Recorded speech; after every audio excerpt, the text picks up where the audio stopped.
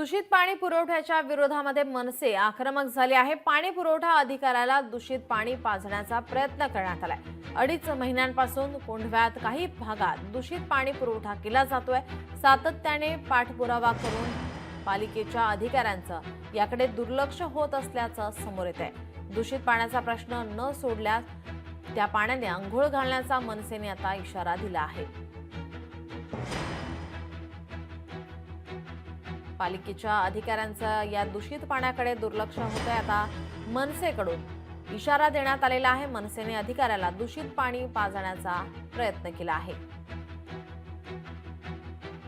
दूषित पाणी पुरवठ्याच्या विरोधात मनसे आक्रमक पाहायला मिळते। तुम्हाला वास पण सहन नाही होत का तो काय ते विषय बोला ना तुम्ही, असं काय करत बसले साहेब? बोलते तुमची काय बोलणार आता त्याच्यावर? तुम्ही सांगता गरीब असतं पाणी मिळतं ते घाण पाणी 2.5 महिने झालं मान्य मी करते तुम्ही पण इकडे बरं बसा सर, आमचा स्टाफ बोलवलं। अहो काय बसून करणार आहे तुम्ही? आता स्टाफ बोलवता का? इतके दिवस तुम्हाला कळत नाही का? सर आपला फोन झाला।